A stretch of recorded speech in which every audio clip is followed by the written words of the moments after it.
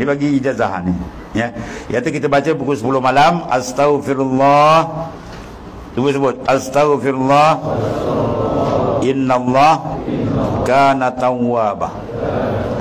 Aku mohon ampun kepadamu ya Allah, sungguh engkau amat menerima taubat. Baca 70 kali.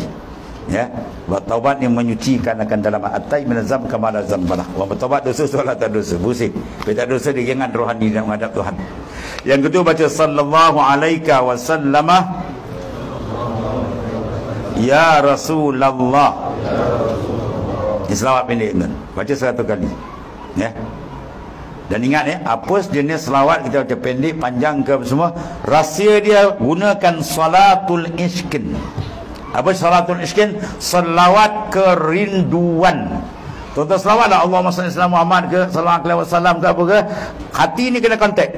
Seolah-olah paling kurang tuan-tuan berasa seolah kita duduk dekat makam Nabi tu. Tu rasa gitu. Dia ada connect hati kita dengan Nabi. Dan bila kerinduan tak boleh tahan, tuan-tuan rindu betul, tu tanda nak terbuka dengan Rasulullah SAW. Paling kurang dia terbuka dengan mimpi. Tak, dia akan nampak. Lepas tu menyusul yang lain lah. Ya, tu selawat yang putus tuan ni. Bayang dalam hadis sahih ni, siapa berselawat kepada Nabi SAW, dua riwayat. Satu riwayat, malaikat pukul dengan sayap dia. Pum. Terus tu, direct Nabi nampak itu. Satu riwayat, suara kita ni dibawa kepada Rasulullah SAW. Umatmu ya Rasulullah daripada kampung mana, kampung sekian-sekian negeri mana, berselawat 1 kali. Kalau 2 kali, kalau 3 kali, nama kita naik tuan, Masya Allah, orang ni layak menerima syafaat Rasulullah SAW. Ya, itu yang kita nak supaya apa? Nur cahaya kalbi kita terang. Ya, dan selawat dia ada 2. Kalau kita gunakan alaika itu lebih afdal. Allah Allahumma salli alaihi, ya sallallahu alaihi, ya, dengan sallallahu alaik lebih tinggi. Sebab dia guna, dipanggil domir mukhatab. Alaika, kalau kita cakap alaika, mana orang tu ada depan kalau bahasa Arab. Kalau alaihi isim domir ghaib, dia tak ada. Kalau domir mukhatab dia ada depan. Sebab dalam sembahyang dia kata assalamu alaika aja. Kalau siapa yang dah pernah melihat Rasulullah dalam mimpi, takhayulkan terus wajah dia. Itu cara kita berdepan dengan Rasulullah SAW. Ya.